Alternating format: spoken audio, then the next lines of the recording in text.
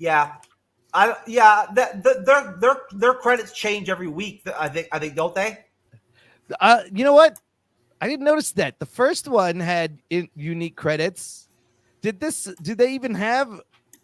They do the previously on, and then is there a credit sequence in the beginning? I don't remember seeing it. They the Fogo Pops came out like for the show. Yeah, and the Rio Vidal character is Death in the Marvel comics. Yeah, that's who she is. That's the teen is Billy Kaplan. We know that. Yeah, no, but they are also okay. They were hinting last episode that it was Nicholas Scratch, her son, but then Rio, what she does in this episode. I guess it's not. Yeah, so if it's Billy Kaplan, it's Wicked. And so what? Now Agatha's gay now, and that's Wicked. Like I guess I like that. I like Joe Locke as Wicked. Yeah, but Agatha's gay now too. Like, come on, bro. Listen, I had a feeling in that first episode when they fought, I was like, oh, do they have is this a romantic past or are they just frenemies? But I guess they were a thing. Folks, this is one of those like real life like intros to a live stream, show on the MCU'S Bleeding Edge where we just like hit the live button and just start let the conversation continue from the green room. You know what I'm saying? Just jump right in. Just throw it. It. Go live. Throw it. That's the best intro music you could possibly have. It's just good conversation to start right off. You know what I mean? But it's good to see you, Mr. Jock and Nerd. I caught one of your shows recently today. You did? Yeah, I did. I had it out of the background. The Jock and Nerd podcast on YouTube is very entertaining. And we're waiting for Cyberneticshark, my co-host, to get here. But I'm Jeff S., a.k.a. TrueKnowledge. What's up, everybody? It is Wednesday, 10/2/24. We are 2 months away from the end of the year. So that's very interesting. What's up, Andres, the pop culture guy? Pretty good. Very excited to talk about this episode. So, I wanted to start the show off with to kind of like correlate with Agatha and like the witchy, weird, bizarre angle. I wanted a little incident from like my past. One time I met this chick and we connected and we vibed, right? And like I wanted to fuck her. And she was like, "Oh, I'm out of my period," and I was like, "Oh, that doesn't bother me." You know what I'm saying? I was like, "That's never stopped me before." And she was surprised that like I was so willing to like hit it with the period going on. Yeah. And in response, I took out her tampon with my teeth. Oh. Like I grabbed the string from the tampon with my teeth, and I pulled it out with my teeth, and I had it dangling from my mouth. Okay. And then I spit it out. You know what I'm saying? Before I hit that shit. Yeah. Yeah. Well, you gotta make room. Wait, what does this have to do with witchcraft? I thought this story was going. I thought you were gonna say I hit it and then she put a curse on me. On the road, this kind of shit happens. You know what I'm saying? Yeah. You gotta do shit like that. You know what I mean? But yeah, I wolfed that shit right out of there. Right, Andres? You gotta get in there. She put a curse on your dick to turn to stone. No, unfortunately, there was no pussy curse, no vagina cursing. Look, let me ask: do you guys think? Have you experienced any kind of witchcraft in real life? I mean, do you consider herpes that's a curse? That's a curse. That's a curse. Well, then maybe she did curse me, but okay, I thought so. No, ladies, I'm herpes free. I promise. I only have oral, no genital. They're magical herpes. It can be cured with a magical spell. Only oral, baby. I promise. Just chant some Latin, Jeff. It'll go away. Just do some chanting in Latin. Get some water. Put it in the moonlight. Chant some Latin. Haven't you heard that like 50% of all everybody in the whole country has herpes of some kind? Is that true? Ew. I don't know. Dirty. I go to our prerequisite sexologist of record, Andres, the pop culture guy, on this kind of stuff. What's the stats, Andres? You got numbers? Numbers? Oh, I don't know. I think last night I checked was like 40 or 60%. That's how high. Cyber, did you have to watch the episode again because it was so good that you had to rewatch it? Did you have to rewatch that cringe scene where they played that when they jammed out? Knew exactly that as soon as that scene popped up, that's what you were going to be talking about. So as soon as it came up, I'm like, oh, Jeff's going to be roasting this. I just know it. Down, go down. They're going down. Just I only had a chance. I just Imran, finished it. I should have sang that song before I ripped that tampon out, stashed that tampon out with that You would have chick. been like down the road. down this bloody road. I agree with you, Executive Judge. Episode 4 was kind of weak. I'm with you on that, but of course, I'm just moderating. So, like, my opinion is only like it only counts so much right now. In this current environment. The other guys on the show, their opinion is more valuable than mine tonight because of my role. So, let's get past the my introduction with the tampon and the road. And the correlation between my sex life and Agatha all along, but I'll have another one for the end of the show, I promise. A real good one. But so far we're 4 episodes in. It looks like the show is going to end with an episode 8 and 9. So they started off with 2 episodes. They're going to end it with 2 episodes. Yeah. So we'll have a double episode show. That one will actually be 2 hours long for once. I can guarantee that one will actually be long enough there'll be enough content there for us to go for 2 hours. So it'll be nice. But so far we're basically at a halfway point if you want to base it off of the release schedule, right? So based off the trailers, it looks like they showed a lot of the latter episodes that we're about to watch coming up in the trailers because a lot of the stuff we've seen so far. Really, I don't correlate to the trailers very heavily, but I'll start with you, Imran, because you're our freshest guest right now tonight. What's your thoughts on episode 4 generally, and then your thoughts on the show so far? So I was kind of digging this show. It's all right. I had kind of low expectations. I don't know who it was for. I'm still not sure who it's for. But they've kept me hooked just with kind of the teases of who people are and the little clues. And the last episode I thought was fun, and this one compared to the last episode, it felt a little more fillery. They kind of do the same thing. There's another trial they go through, but they go through it really quick. In this one, where it seemed like last episode it was the majority of the episode. So this one, while I was watching, I was like, I don't know. So far, this may not be my favorite episode. But we get another musical number. Now, I do appreciate in this show, these songs are actually part of the story. They're part of the plot, and they're well written, and they're kind of catchy, and they get stuck in your head. So, for what it's worth, I imagine we are going to get more songs, maybe. And then ultimately, I'm enjoying the ride. I don't know where it's going. I don't know what they're building up to at this point. I'm not sure. I'm just kind of enjoying the ride for what it is. And it is at least episodic writing. It is not like a 6-hour movie that is just cut into chunks. Imran, would you marry, fuck, or kill Catherine Hahn? Oh, that's a good one. If you ask me, Aubrey Plaza, that one's easy. Catherine Hahn, you can marry, maybe. She's funny.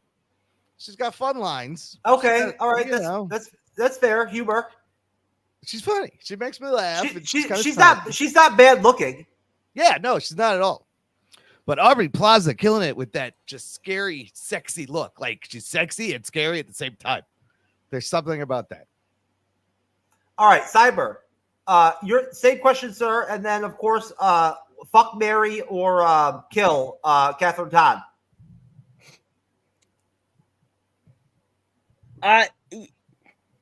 Let's see. Catherine Hahn, I would say Jesus. I'd say all the above except for killing her. I wouldn't kill her. I would say the other two though, most definitely. No, she's too talented to kill. Yeah. So I would say the other two most definitely.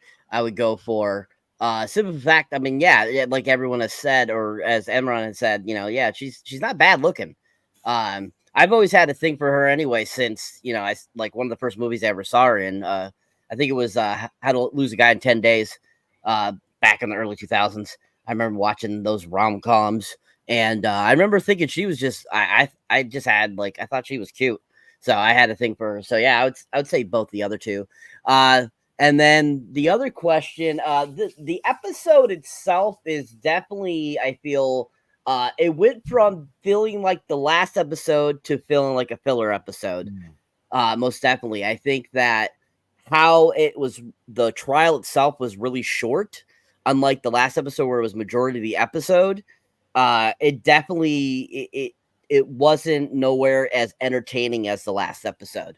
So definitely a few points deducted from that, because it didn't take the whole episode like the first one. And at first, how it was playing out, I thought it was going to take the whole episode for them to figure things out.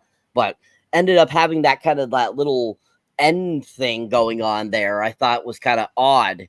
That to me felt like something either was not either filmed correctly, or they filmed it weird there or something like that. So I don't know. I just didn't feel like it felt like natural flowing like the previous two episodes were. So, yeah, definitely I get what Imran's saying.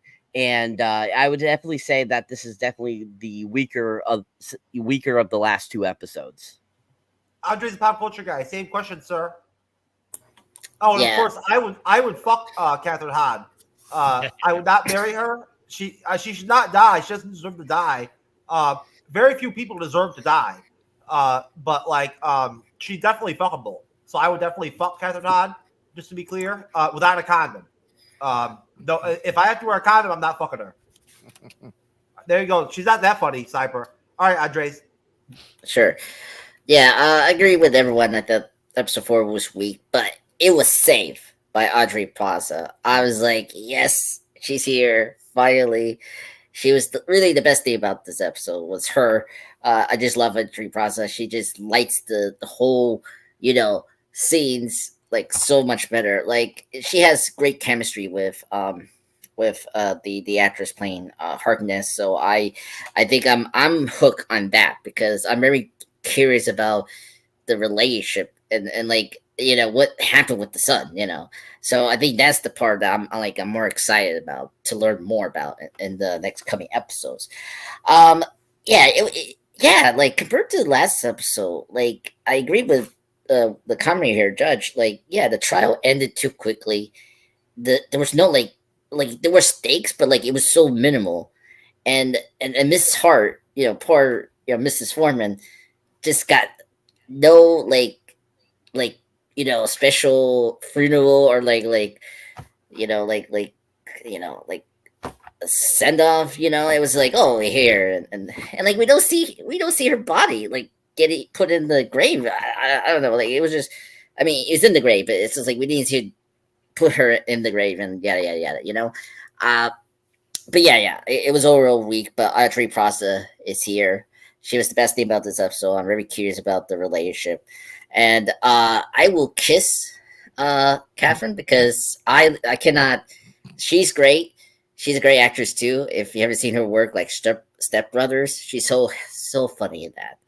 But I love Audrey Plaza, and you have to pick one of the three options. You can't pick kiss. Yeah, it's not fuck, marry, kiss. That's not how this game works.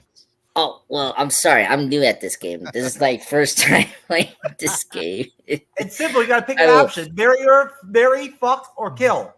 Well, good news. I'm not going to marry her. I'm going to marry Audrey Plaza. That's my wife. If you were drinking some Diddy juice one night, right, on a Thursday night when you're free, when you're not on the bleeding edge, right? I'm gonna have to tell the Wakanda queen there, Mr. Andres Time Cop. She's gonna be really mad. Angela Bassett's gonna be very mad that you just said that about Audrey Plaza. You don't want to piss off Wakanda queens. I'm telling you right now, they will throw objects at you like.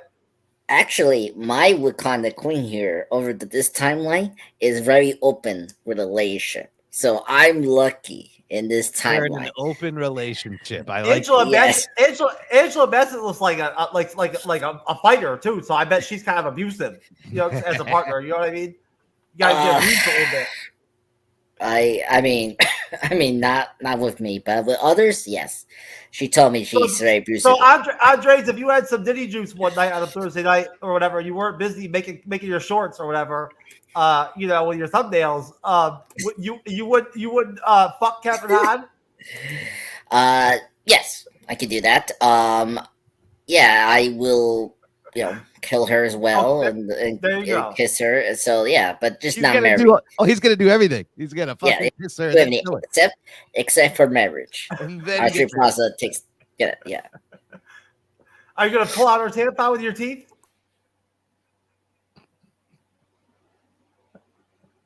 No. Down.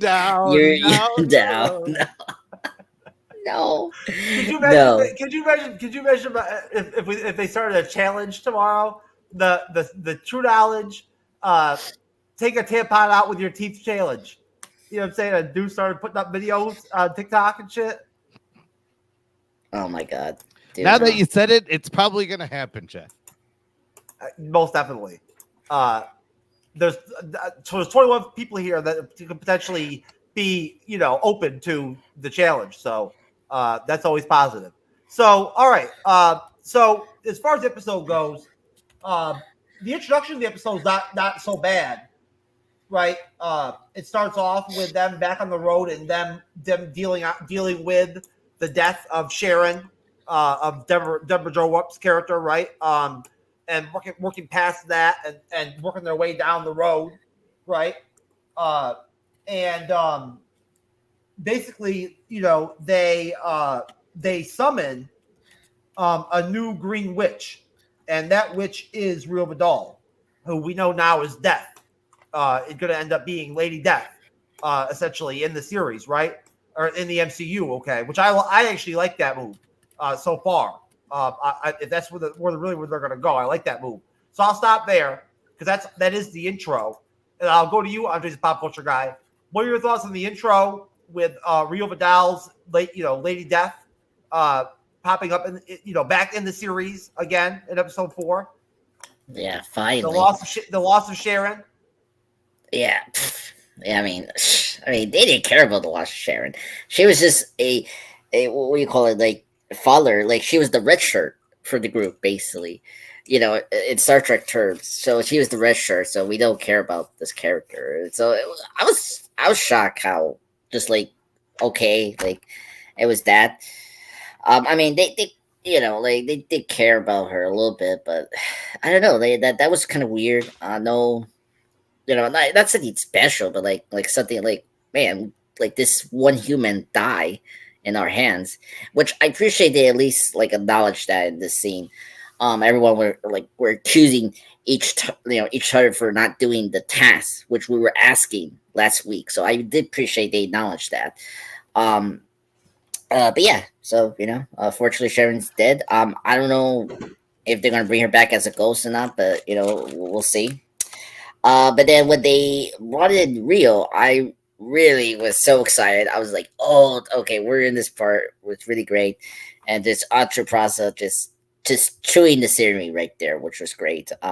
Like just the way she came out from the ground was so much like Evil Dead, or zombies, which one of them comment about like it's like did we rebank Sharon as a zombie?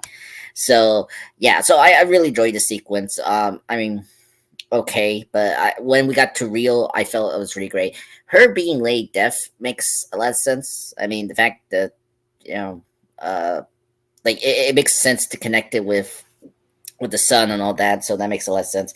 Plus, there's going to be a different Lady Death than the comic books. If anyone knows, Death was always connected to Thanos, but like because they didn't do that in the Infinity War saga, so. This is going to be very interesting what they're going to do with it. So right, I'm very right. Yeah, she was his girlfriend, right? Thanos' girlfriend. In the comics, Death is a cosmic character back in the day. At least that's what she was. She was a cosmic character.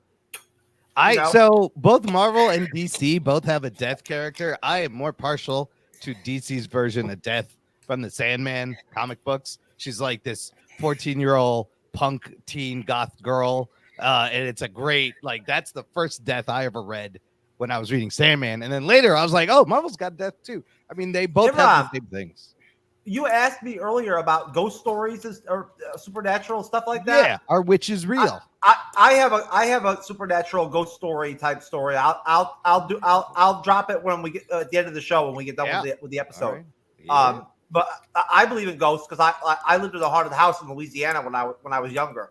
Yeah. I think I've told Cyber about it before, but I don't think I've ever told anybody else about it. Yeah, I lived in a haunted house in the swamp in western Louisiana. Wow. That's cool.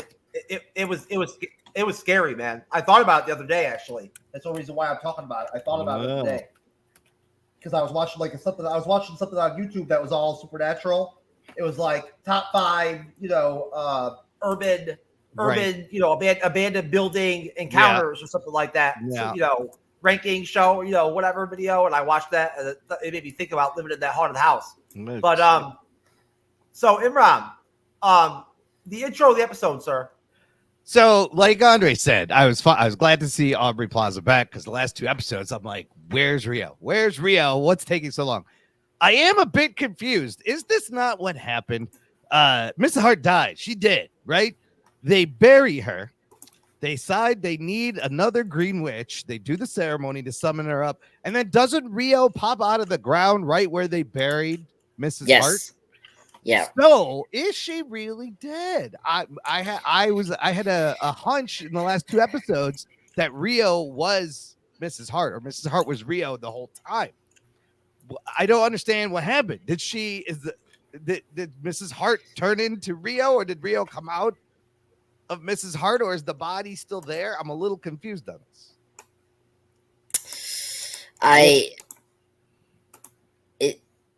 I guess it seems like it's just Rio's body, right? Hey, Ron, I know somebody. I know a guy who might know.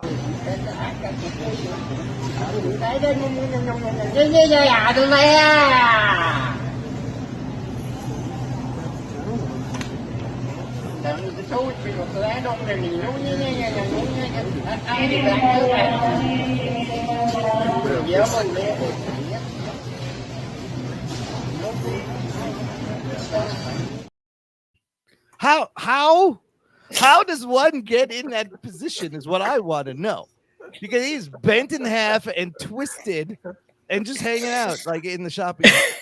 He was cursed. He took the True Knowledge tampons challenge, and he failed, and that's what happened. He was cursed. That's the Target curse. There's a witch in the Targets. Yeah.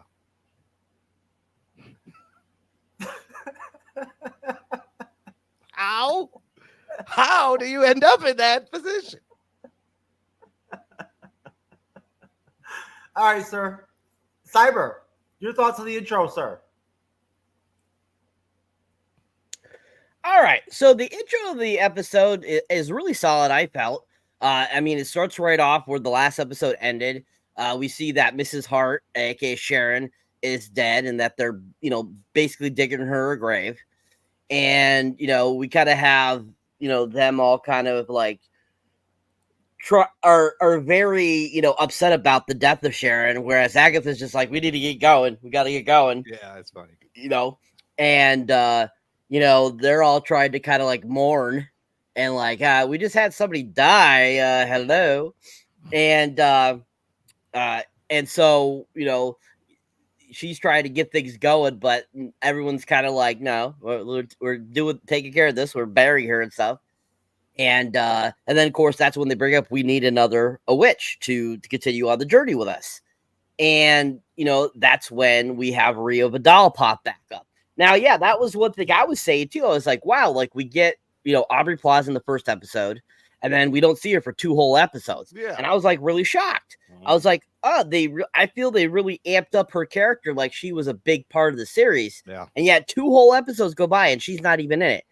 But even though she wasn't physically in it, how do we not know that she wasn't there the whole time? Just like the whole, what you were just saying, Imran. She's Mrs. Hart.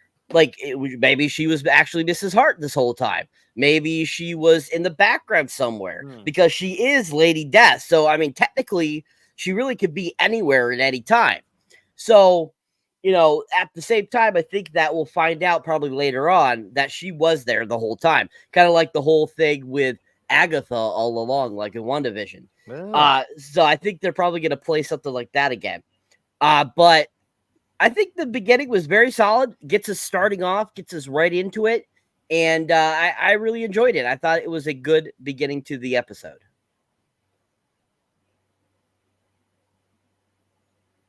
Okay, most definitely. And, just to preface my ghost story, the house I lived in Louisiana was a rental, and it was positioned right next to a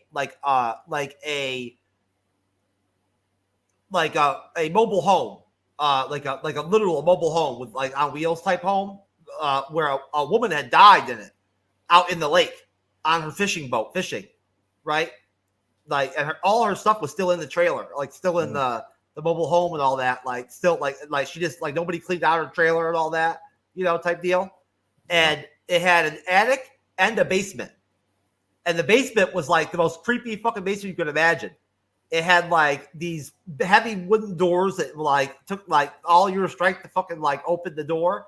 There was like one like pole light in the fucking basement, right? And it was like gravel dirt like that sloped up like into the darkness. Whoa. And like that's where like the lawnmower was and all that shit and everything. I would go in there and like shit my pants like every fucking time. You know what I'm saying? Like going to cut the lawn or whatever. I'd be in there shit my pants. And then we had an attic too and a basement. What was in the attic? Attics are scarier. Basements are. We used to hear noises from both, from the ceiling of the attic and from the ceiling, and then from the basement coming up too. We hear noises all the time. Jeez. I go down. I go up in the attic and yell and shit. I was like 20 years old. I'd be like drunk, like with a flashlight, like shut the fuck up, You're like, come on, ghost. Come on, I got you. Yeah, for real. Come on, bro. Let's do it. So, so yeah, it was deep. Have you ever heard of that shit mimicking, where the ghosts mimic your people's voices? There's in the movie. Isn't there a movie Mimic? Was that what that's about? One time in the morning, I was in bed with my ex-wife, and I heard her voice, and she heard it too, telling me to get up for work because I was going to be late for work, and it was the ghost. Holy that wasn't shit. her. I was looking right at her. And it was her voice coming from the bathroom. That's weird. And we were in the bedroom in the bed. And it was the ghost. Yeah. It was crazy, bro. So back to Agatha All Along, which, just to be clear, in the episode 4 mark, my opinion is that the show is a little cringy. Especially episode 4 is cringy, like hardcore cringy, and I'm not a big fan. Unlike some other people on the MCU'S Bleeding Edge YouTube channel podcast, I am not a massive fan of cringy cringe. I find it very much like disturbing to my ability to find like value in my entertainment when it's cringy. I can't tolerate it. It's very difficult for me. I like turn my head, like what I'm saying? Makes you like, uncomfortable. Yes, I don't like cringe. I don't enjoy it. Right, Mr. Twist? What a cool name. We got some really cool name people coming out tonight. I hope your gig goes well. He's at his gig. Oh, he's at his gig? Oh shit. Is it an Upwork gig or is it like an OnlyFans gig? I don't know. We can only imagine. All right, Mr. Jock and Nerd. All right, so back to Agatha All Along. Jock and Nerd podcast, folks. There you go. Tune in. Right after Rio Duvall Death shows up, right? She's acting all fucking crazy, everything, right? Like everybody's already saying. And so she goes and walks the road with the coven, right? And like the 3 witches that are still left are like talking shit about her. you know, and then she like pops up on them and shit. You know what I'm saying? Like, you know, shit like that's going on. And they come across the next house, their next challenge or whatever. You know, they got 3 challenges or whatever the fuck it is on the road or some shit, right? Before they can actually get to the end of the road or whatever. So the next challenge, they try to get off the path, you know, because they don't want to go there, but they get drawn in, baby. You know, and they gotta go. They gotta stay on the road. So they go to the house. They just like shift there. They teleport there, and they get like a clothes change deal. You know, their clothes get changed into like this really cringy like set of outfits. Like, you know, like I don't know what it's supposed to be. So that like, shit, you know, like 70s. It was groovy. It was 70s. Is that what it was? It was 70s groove, Imran? It was like That's what it 70s, was? lots of cocaine, big hair. It was great. It's like What's Studio up, 54. Mr. Twist? He's at a jazz gig. We found out. You noticed Mr. Cringe, you noticed the cringe too? Oh man, come on now. Anyways, so they go to their challenge. They get a clothes change, right? Which is interesting. And all of a sudden, the one witch chick starts conduiting the dead of the one chick's mother and shit, you know, and like becoming her and shit, like, you know, and all this shit. So I'm sure we're gonna get more of that down the road. The Asian chick's mom. And then Teen plays a record.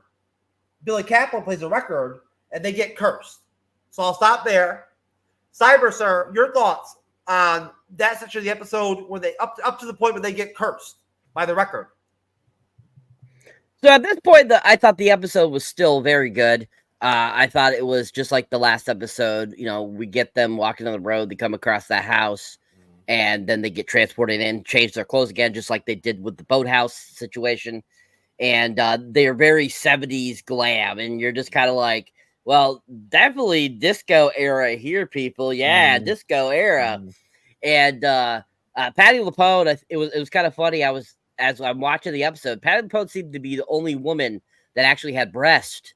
And all the women there, and I'm like cracking up, going, okay, so the 70-year-old is the biggest breast. Like, what the hell? And they're wearing these open numbers, right? That's what I'm thinking too. I'm like, okay. But then it's like, you know, definitely, I think out of all of them, the best dress was definitely Aubrey Plaza. I thought she looked the best out of all of them. Her outfit, I just thought was cool looking, and the pants and everything were cool. But those gold pants on Catherine Hahn were hilarious. I'm like, that was just like, I was blinded. But anyways, you know, you get into that, and you know, they get in there, and they're kind of the same situation. They're thinking, oh, there's the mantle of the letter. Maybe there's something around here that has the same type of deal, you know, for this trial. And just right off the bat, we see that, you know, the what's her name there? Excuse me, Alice. Yes, Alice. Thank you, Alice Wu. Yeah. Alice Wu. You definitely can see that there's something going on with her, because something similar or familiar to her, you can tell that she's, you know, that something's going on.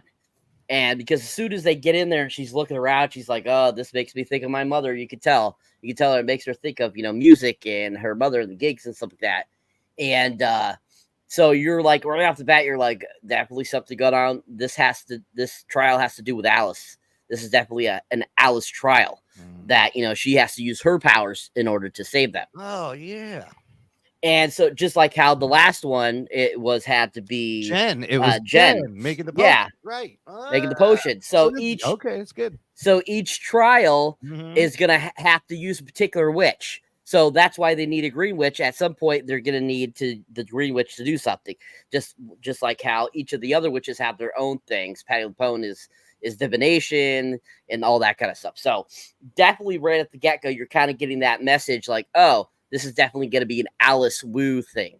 This could be her. She's going to have to do something here to get the trial off and to finish it, like Jen had to in the last episode. So I mean, you had some great kind of scenery there. All the instruments and all that kind of stuff were cool looking.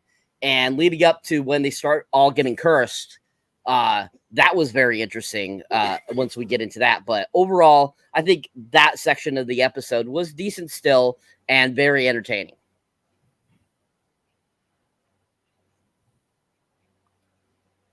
Andres, the pop culture guy. Okay. So, this was getting to the house was really good. I really enjoyed the humor in this part. Like, it was very funny when Alice didn't want to go because she recognized it, and then it was funny when she turns around and then the house is right there, and like Attica, Harkness says like, "Well, the road's not letting us, so we're going," and it was very funny when the trio, Alice, Jennifer, and Lydia were talking one another about should we trust this green witch we just met, or like it was so funny. And then it was just funny when Real scared them a little bit with I was like hello, and with that knife and all that was like very hilarious. And then I gotta say, we haven't mentioned up the production design, like there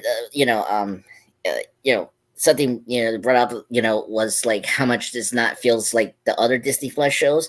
This, you can see the money is put in this show, which is great, because that was a big issue with other Disney Plus shows. I mean, freaking Acolyte was cheap. It was like a Star Trek show. It wasn't a Star Wars show. Hold on a minute. Oh, they spent the money. They spent the money for the Acolyte. It was $180 million.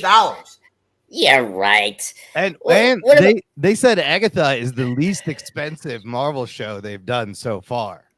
Oh, really? Okay. Yeah. Well, I will show you. Like, I mean, you can see they put the money here. Like, they're being very good at spending their money, and you see everything in the screen here. Like, that's the thing. That's what I'm saying. Like, you look at other shows spending huge. Like, Secret Invasion was a huge, like, budget, and look at it. It was crap, And so here, I like how, everything was detailed. Like, the costumes look great. That house like has character. Like, I mean, it's like the production design's been really awesome this so far, in this show. So I really want to commend the production designers and all that. I think that's the one aspect I actually like about this episode. It's like the atmosphere and the detail of this trial was very unique, compared to last episode. Like it feels different from the last episode, which I appreciate. And also like practical effects, like it's pretty much practical effects, which I like, because we need more of that, and thankfully this show knows how to do that. And one thing I did appreciate with these sequence is seeing the little details, how these characters reacting. Like the Leah character was looking at those, like, what we call those, like glass images of the witches getting like killed. Yeah, there was like banners of witch banners, torture. Yeah, one of them was burning, one was burning strings. Yeah, and she had a tear, and I, that moment was my favorite. I was like, whoa, like, just again showing how great she is as an actress. And I like, that was really intriguing, like, I mean, because remember, she's been through those like trials, those like witch hunts and all that. So it's really great world building to kind of get the sense that this affected her the most, right? And then of course developing more Real and Harkness relationship, that I appreciate. Like, you got a sense that okay, they were a couple. I mean, it's not like a big surprise really. Like, we got that sense of episode 1, but I was kind of curious why they're like why Harkness doesn't trust her, and we'll get into more of the episode. But overall, I think this section was still great. Nothing spectacular yet, but it was very good to develop more of our characters and all that. Imran. No, I agree with Andres. I love the set design. The way this house has very warm red themes. Right at the door, they go, it's that whatever phase of the moon, and the teen is like fire phase, and everything is red. I love the outfits. I love that it's a recording studio from the 70s. That was a lot of fun. We are finding more about Alice, right? In the beginning, she talks about how her mom died on the road. And you guys helped me put the clues together that each trial is specific witch focused. It totally makes sense that this was Alice Wu's thing, because she sees the poster, like a rock poster of her mom inside. And then just playing the records backwards always reminds me of like the end of that Beatles song, or back in like the 70s when people used to play Black Sabbath records backwards and swore there was demonic messages. It's fantastic. Just that whole trope of playing things backwards is great. And it always sounds creepy. Yeah. I want to have sex with a ghost. Well, now, is that possible? It happened in Ghostbusters, I think. There was a Could you Yeah. imagine? Yeah, I saw. I'm thinking more like Scary Movie. Yeah. Could you imagine if you were having sex and like you got haunted during that time, right? Like you're having sex or whatever, right? You're doing your thing, right? Like, you know, you're having sex with Captain Hot. What if it's a sex or whatever, right? You're doing the True Knowledge tampon challenge. You know what I'm saying? And like a ghost comes in. You know what I mean? Like Beetlejuice comes in. Or whatever, you know? Beetlejuice comes in. He's like, "Hey Jeff, what are you doing over there?" Wait, hilarious. And I'm like, "What do you think, sir? You saw me take that tampon out with my teeth." Obviously, I'm not here to I'm not here playing games. What's up? It's getting right down to Anyways, business. there you go. Yes. I would never kill off a potential. I would never kill out of, as far as the options go with the fucking marry kill thing, because most chicks are always viable to fuck. So, you know, like it's very, very hard to find one that's not at least fuckable. Ladies, you know what I'm saying? Even the rough looking ones out there of you are at least fuckable. You know? Depending on the intoxicants and like the alcohol and all that you've been like you've had, obviously. I like that you're like equal opportunity. You're very open minded. It's good. Oh yes, you know. Yeah, I mean most definitely. I am definitely. What's that, Andreas? He's a feminist. You're a quite feminist, sir. I'm a feminist. Okay. It sounded like you said feminist. Not I know you said feminist. I was like, what's a feminist? If you understand the reference, folks, it's from a comedy show, and it's hilarious. I just think, Jeff, you're now the Larry David of the show, sir. Oh, I'm the Larry David, huh? Okay. Oh no, you're Leon. You remind me of Leon, Black Leon. Oh, the Leon. That makes more sense. Okay. Pretty good. Leon's great though. Yeah, he's great. Okay. So back to my ghost story. We used to have the shit happen where like stuff would get moved and all that stuff. Like you go to bed, and like wake up in the morning and like, you know, plates will be taken out of the cupboards and shit like that. No. You know, and like silverware, you know, stuff will be taken out and put on like the counter or whatever, you know, like That's stuff will get taken out of stuff. Yeah. Yeah. But they were like friendly ghosts. Yeah, they were just like fucking with you, mischievous. That I happened, was running late that morning for work when the ghost like told me to get up for work because I was running late. I was late for work. Oh, he's trying to help you out. You have a ghost. Yeah. You had a ghost alarm clock. That's kind of useful. That could Yeah, I was young, but I lived in a haunted house in the swamps of Louisiana, folks. It was intense, and so I believe in ghosts now because they're real. And I'm afraid of the dark to some extent too, to be honest with you. So I don't know how well I would do on the road. It's pretty dark on the road. I don't like the dark, especially walking around in the dark, you know, like out in the dark. I don't really like walking around in the dark. So I'm a tough motherfucker. I'll fight a motherfucker. But like, you can't, you know what I'm saying? It's hard to fight a ghost, you know? You can bust them though. Yeah. So anyways, we lost Cyber for a little while. He's taking the True Knowledge tampon challenge, of course. You know, he's like, be right back. I gotta record a TikTok. I'll be right back. Hold on. He's like, yeah, I'm taking the challenge. It's 7 o'clock on the dot. I need a crack rock on the spot. Oh, is that the next song that's gonna be on Agatha All Along? I like that. That's catchy. Down the crack pipe. They had to give me a crack rock for me to participate in that jam session scene that's coming up in the episode. They'd have to give me a crack rock. It would have been more authentic if they all just did like big lines of cocaine before they started playing, right? That's how you made music in the 70s. I'd be like, if I'm going to be this cringy on national television, on Disney Plus, I need a crack rock first. So, all right. So back to the episode. So after the clothes change and everything, right, and the all that, and the team playing a record, they get cursed. The whole coven does, and basically they get like I don't know, steamy and start falling over and shit, and like have to burning. They have to use witchcraft, and using a knife and a blade to like make circles around them to keep them safe and shit. It's fucking crazy.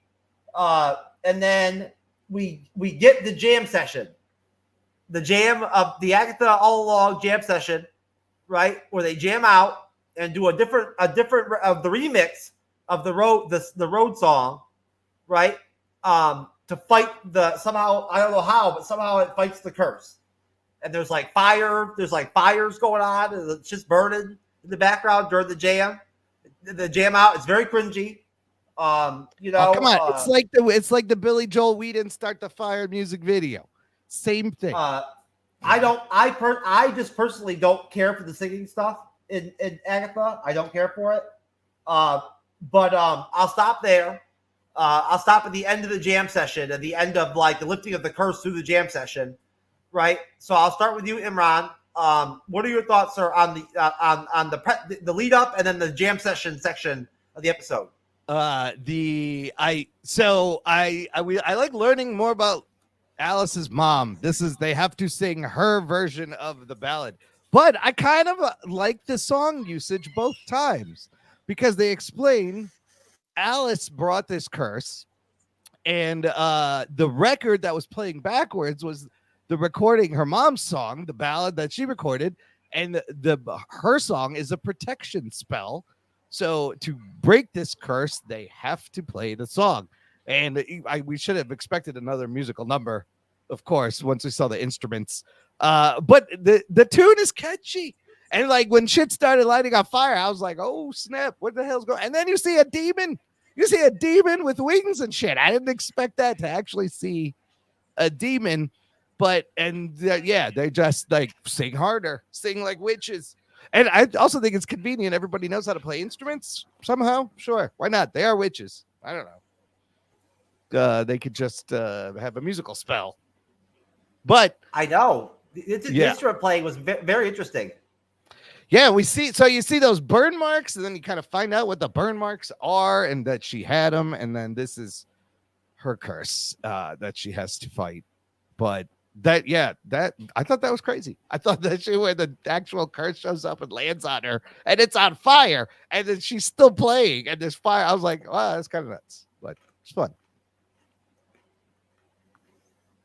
I thought that that shit on their shoulders was like that shit that you see on the commercials all the time. You always see the commercials for that rosacea shit, that fucking whatever it's called shit, where they varicose veins or some shit. Is what are you talking about? Or rosacea? Yeah. Some shit, yeah. And that's what I thought maybe they had going on. There's a lot of commercials for that shit. Cindy Lauper is one of the representatives for that shit. Oh yeah, what's the name of that drug? I can't remember. They all sound the same. I don't know what. Ask your doctor for a prescription, people. Cindy Lauper is very fuckable still. Yeah, you still hit that? Oh, okay. They should have cast Cindy Lauper in Agatha All Along. That would have been dope. Anyways, Cyber, your thoughts, sir, on the chunk of the episode leading up to and incorporating the jam session, the cringe jam out session of the century of Agatha All Along. The jam session, eh? So yeah, I mean, leading up from where we left off before, just like I said before, this section I didn't mind. I found it interesting. I found it fun because it was kind of like solving a mystery type of deal. And we basically they all start getting hit by the curse. We find out that they're being cursed because of Alice, who we end up finding out that she's been cursed her whole life. It's one of those generational curses, and that it was given to her by her mother. Her mother had it from her mother, etc., etc. And basically that's the burden she's had to deal with, she pretended to basically think they were birthmarks when they really were. It was a curse this whole time. And once again, that shows that this trial is all about Alice's character and that she's the witch that's going to be the one to break the thing. And then as each of them are getting hit, they see the instruments. They're like, okay, I think we have to sing the song. We have to sing the song again, but this time we have to sing your mom's version, basically, because and Catherine Hahn, Agatha pops up saying, yeah, the verses are different in your mom's version. Mm-hmm. And so, basically they start jamming out. And as they're jamming out, they're singing or doing the cringe sing, as Jeff says. And, they're singing, and which, just like Imran, I found the song catchy. I thought it was another great version of the song. Yeah. Enjoyed it. I thought it was fun. Anything with Patti LuPone is going to have music in it. Sorry. She's a Broadway actress. She sings, she dances. That's just her. So I'm not shocked that there's so much singing in this. And, as they're singing it, I'm getting down with the song. I'm enjoying it.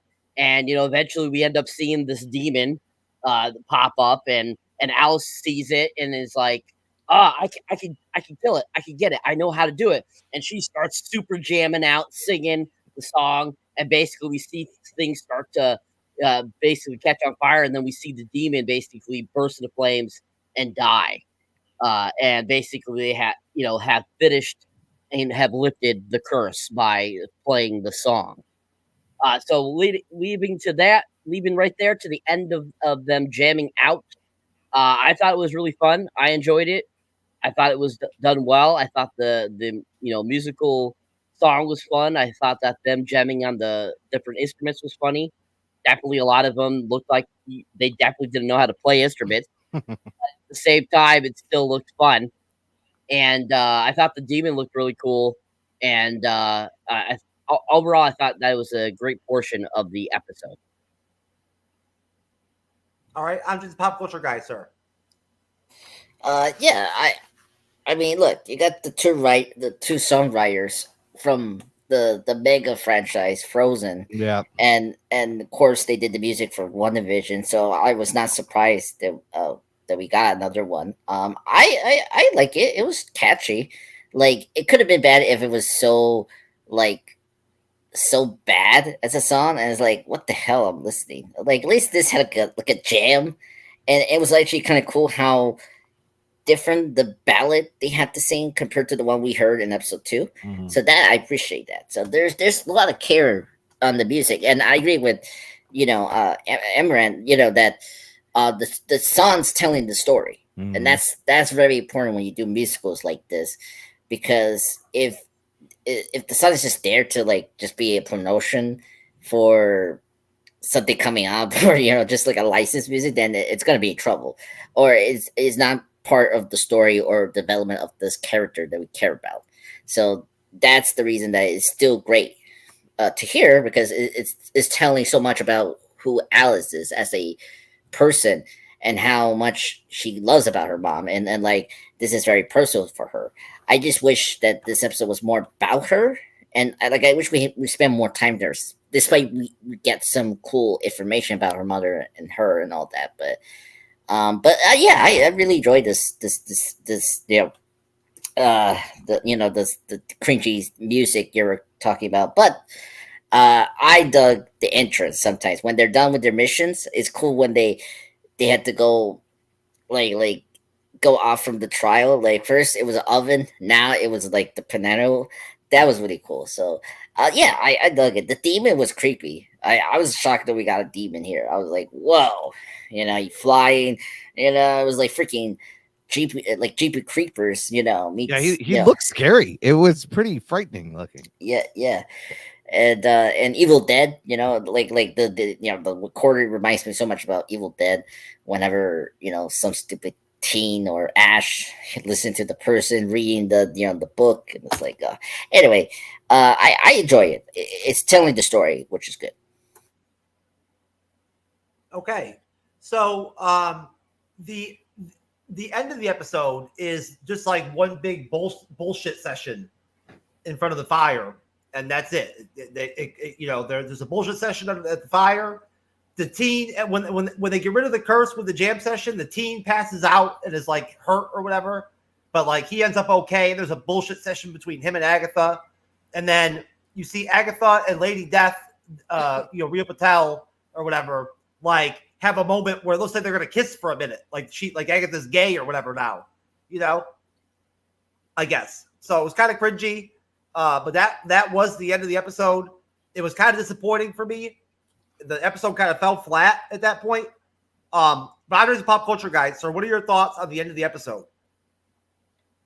Okay, so this saved this episode, I think, for me. I agree this is a very weak episode, but I think the intrigue, the very info we're getting about Harkness and her child is still compelling, and and just the way Real and Harkness kind of interact each other, I like how that fire campaign, everyone was talking about their scars, and then Harkness showed her scar, and then it kind of offended Real, and then she talks about how her lover is her scar. Was and, she talking about Agatha? Yeah, right. It was clearly down because she literally when she will leave, she's like, "I gotta stretch my legs." And she stretch her legs, and I like that is so great storytelling, and you can tell, it confirms your suspicions if you're under a rock. Some people, under a rock, that yes, there have been a couple, and the way that they do it is really great visually. How they move their bodies, because that's one thing I appreciate about the actress that plays Harkness and Aubrey Plaza.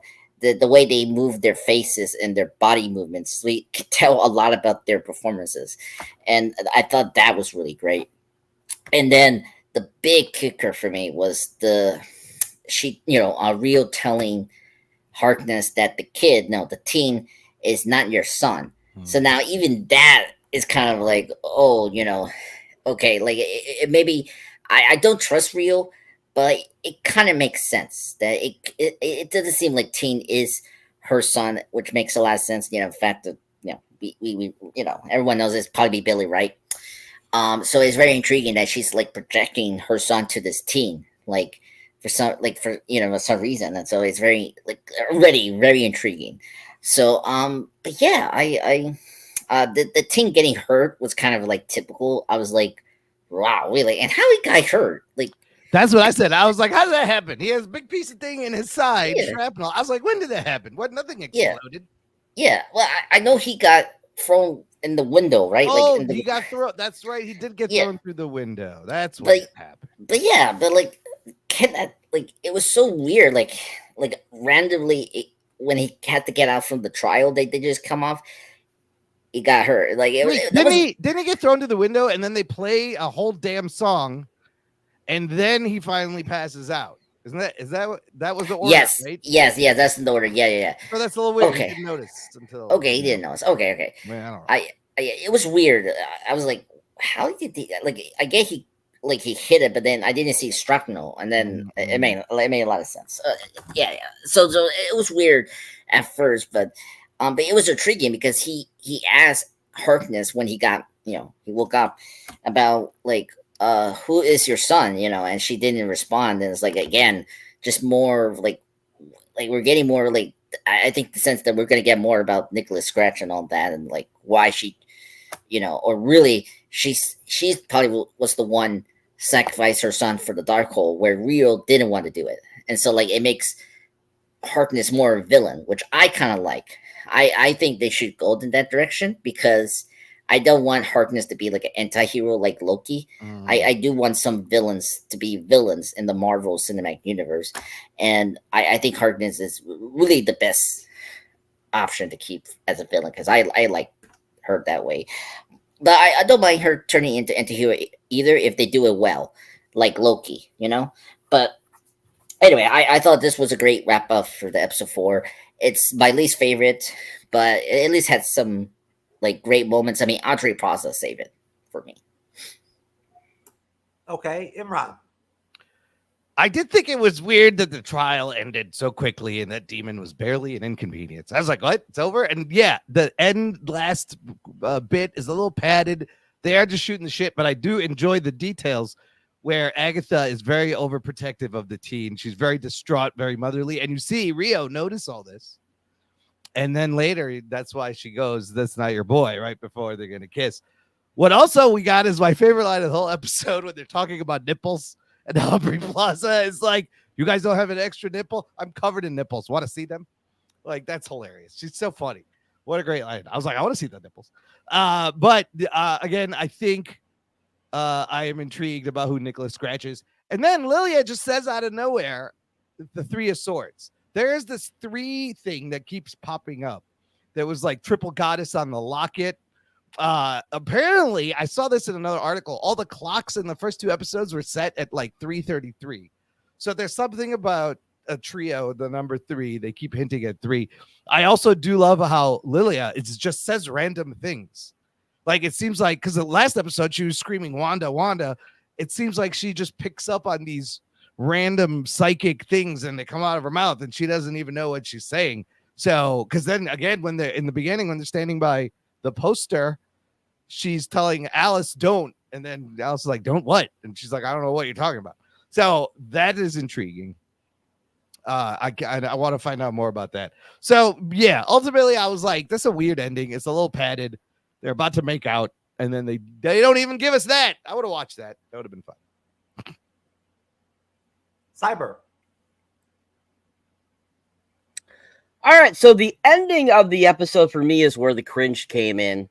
The whole freaking thing where they almost look like they're kissing, her making the reference that her scar is a her. I just was not a big fan of that. Definitely I know that they hinted at it in the first episode, but this is where they took it, kind of to the next level. But at the same time, watching this, I definitely feel like how this episode ended did not seem like what the original way it was supposed to end. I definitely feel like this is where they did reshoots after the strike ended. And I definitely feel this episode suffered from creative changes at the end of making this episode kind of, very lackluster, because those last 2 episodes I thought were very strong.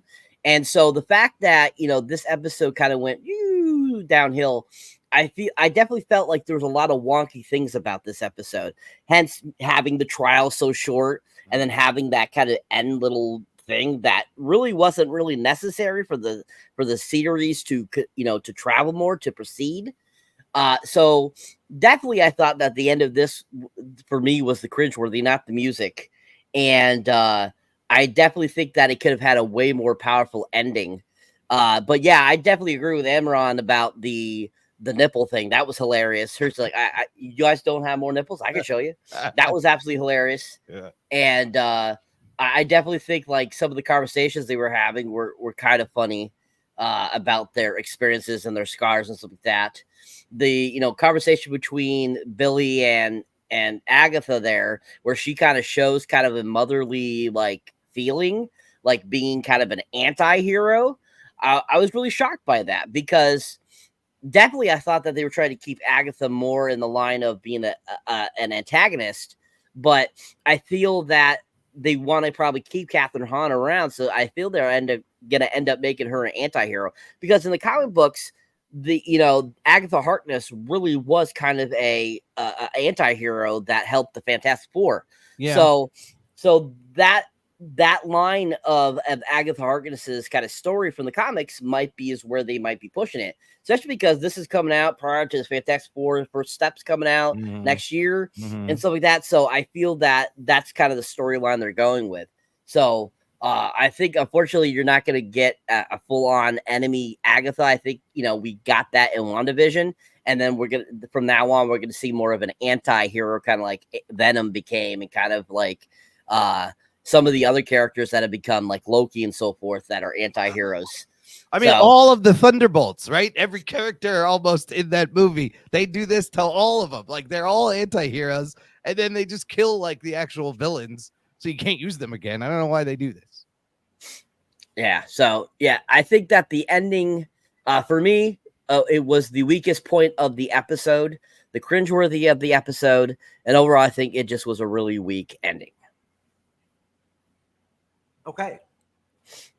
Let's do ratings for the episode then. So, Cyber, go ahead and start with ratings.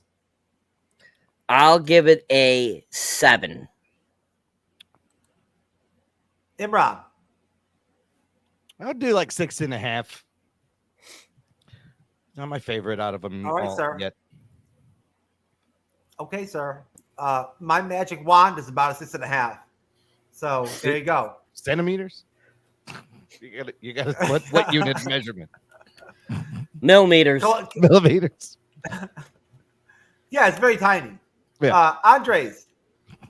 Sure. I give it a 7.5 out of 10 just because of my love, Audrey Plaza.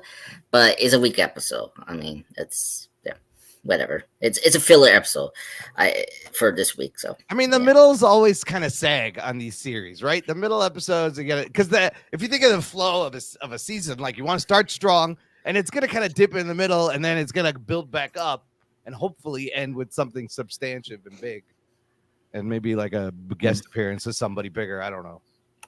I'm going to give it a 5. Okay. 5 for me because there was just too much cringe. I could have done without the jam session. Personally, does anybody else have any more ghost stories? Any supernatural stories? None here, unfortunately. no. I mean, there was one time like with the lights flickered. My mother-in-law was like on her way out. She had cancer, and we were standing around talking about ghosts. And you know who has ghost stories? Those hospice workers, the ladies that come to like dying people's houses. Simon, what do you mean? Unfortunately, supernatural experiences are not positive, sir. I don't think. Mine was Some people positive say they do. for the most part. Some people say they are. I believe in ghosts though. Like Yeah. I've seen them interfere with electricity and just weird shit you can't explain. My haunting experience was positive for the most part. Like, like I said, like the one time when the ghost did something really crazy, like talk, it was positive. It was It was helping like, you. Jeff, Yeah, you had a you're gonna be friendly. late for work. Yeah, you had a friendly with you there. No, they weren't. Mad. But that house was haunted as fuck, bro. I lived in a haunted ass house. That shit Yeah, was haunted as fuck. I don't believe in actual ghosts. I believe in other dimensions. I believe in beings from other dimensions that can cause that to happen that seem like ghosts. Sure. But I don't believe in the actual ghost term, but I do believe in other dimensions interfering with our dimension. That could be ghosts. That is absolutely a possibility where frequencies, vibrations occasionally phase in and out. This could also explain like Mandela effects and other weird phenomenon that there's a parallel and a thin boundary around our reality that sometimes gets shattered. I love that. That's fascinating to think about. Well, I said that I would bring up at least one more supernatural, weird, on the road sexual experience or something like that, from my repertoire. So I'll tell you that one time with this one chick, we were doing anal, right? And I don't Is that know, shocking to anybody? No. It's really grimy and dirty, but even though it was anal, I still pulled out and like presented my magic wand to her for like a cleansing, for satisfaction purposes, and she stepped right up to the plate, coming right off the anal. Like she stepped right off the plate and she drained that magic wand. She drained that magic wand, and she sucked up that semen so quick. It was very supernatural. It was very witchy. Oh, that's the supernatural part. When are you going to get to the supernatural part? I don't hear. It was very supernatural. Yeah. I thought he was going to say that a ghost joined them and help her get it off for him so that he can finish. That's the Jeff It- it story. was- I had a threesome with a ghost one time. It in was the a haunted ghost. house It was with a Deanna. demon. It was a demon that got in me that made me do such a dirty, The disgusting demon deed made thing. He doesn't need no deed demon like in that. him to do that. to present myself like that, coming off that butthole. One time I did that to another chick, a young chick, right, that had never done anal before. No, no. I did anal with her for the first time, and I pulled out and tried and let her finish me off with her mouth, and she spit it out into a cup. Like she stepped off the nut and made a face. So I grabbed the cup and gave it to her, and she spit it out into a cup. That was very supernatural. There you go. Yes. And Let's hope it wasn't a cup of beer and Stifler drank it. It was just a leftover cup from the night before. It was the morning after. I went right to anal sex for the morning after. Like after the first time having sex, I went right to anal sex. You gotta move forward on the road, right, Imran? You gotta move forward. Down the road. Yeah. You gotta go down. You gotta move forward down the road, and so you gotta escalate, It's like that regular Van- sex to the- It's like that Van Morrison song, Brown Eye Girl, Brown eyed girl. There you go. So, folks, it is now plug time on the MCU'S Bleeding Edge, where all of our wonderful contributors tonight get to talk about their individual content. So we'll start with Imran from the Jock and Nerd Podcast. Imran, what do you got, sir? What's going on at Jock and Nerd? Just putting out silly shows every week, talking about movies and TV shows and comic books and superhero content. Our latest episode, we started a new segment called Franchise Rehab. It's the Monsterverse edition. We take a look at Legendary's Monsterverse, talk about what we like, what works, what they need to change, where it could go next. And if you subscribe, follow on any podcast listening app, our next episode, we will be reviewing Joker Folie à Deux. I don't know how you say that. And speaking of musicals, this is a jukebox musical, and I have very low expectations. I have heard that this movie is not. There's no point to this movie, but I'm going to go see it tomorrow night. Can't wait to see this Joker and Lady Gaga do. I don't know what they're doing. They're singing songs. There's a talk show. We'll see. Yes, Gaga makes you go Gaga. The Gaga. Imran, why don't you have us over to Jock and Nerd for your Monday show instead of doing our show? We'll come over and do your show. We might could work that out.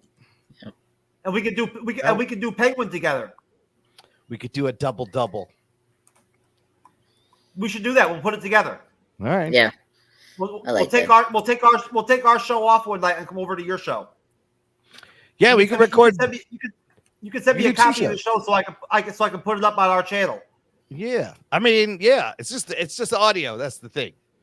Oh, okay. We'll just go straight audio for that weekend. Yeah, we just do a straight audio podcast. That way you can listen and do other things. While you're listening, it's we keep you company. That's right. You can take the $2 challenge. There you go. That's right. Get that string. I don't know. There you go. All right, Imran. Good to hear, sir. Cyberneticshark, sir. Well, hello, folks. If you enjoyed me on the panel, enjoyed me moderating, go check out my solo content. You can find me under Cyberneticshark. You can find me on YouTube, TikTok, X, Facebook, Instagram, Patreon, pretty much anywhere. As you see there, my most recent trailer reaction there is for Transformers 1, which I just went and saw this past Monday. We'll have the review up for that eventually soon, along with my Beetlejuice review and stuff like that. If you haven't checked out Afraid, definitely check out that review. It's a very interesting film. Actually pretty decent, pretty fun. And if you haven't seen any of my shorts recently, I think my most recent short was, what was it for? It was something I watched a few weeks ago, I think already. Yeah, Celebrity Party Basket Galaxy of Terror. I haven't gotten my mini reviews up of Beetlejuice, Transformers 1 or Wild Robot yet, but we'll be having those up as reviews eventually here soon for you guys. And just keep on trucking, keep on being subscribers, watching us here on the MCU's Bleeding Edge as well. And keep helping me and Andres in the MCU's Bleeding Edge grow. And definitely go check out the Jock and Nerd Podcast as well. There you go. Andres the Pop Culture Guy, sir. Yes. Thank you everyone for joining us today. It was really fun. What did I say? I just recently did a recap on Agatha All Along episode 2 and Penguin episode episode 3, Agatha episode 3, and then Penguin episode 2 from the live today. Check that out for Andreas pop culture recap. Just recently posted my top favorite DC monsters, and recently I put up all my upcoming live stream reviews. So for the movie side, I proudly announced that the 2 movies that we're going to review this month, it's going to be Nightmare on Elm Street and Heathers this month. So I just made that decision. I was just like, all right, let me do that. Those are going to be our movies for this month. And then my solo recasts are going to be here. You see the schedules right there for Agatha All Along, the Penguin. And I will also discuss Daryl Dixon as well, because I really like the show. So I'll tag that towards the end. But yeah, so just please support me and Cyber to hit that huge mark very soon. And just right now, just need more reviews. That's all. Okay. And folks, you'll see Cyber and I on Friday, along with J-Round 2000 and Wrath of Khan for Rings of Power season finale, episode 8. Should be great. Looking forward to it, Cyber. Can't wait. Finale's probably going to be good, I imagine. Episode 7 was pretty good. So looking forward to episode 8. God bless everybody out there. God bless everybody in the comment section. We love all of you. Have a wonderful rest of your evening. We will see you on Friday. We'll see you on Monday. We'll see you next Wednesday for Agatha episode 5. Imran will be back at some point for more Agatha, more jams, more cringe, more jam sessions. So peace out, folks. We'll see you later.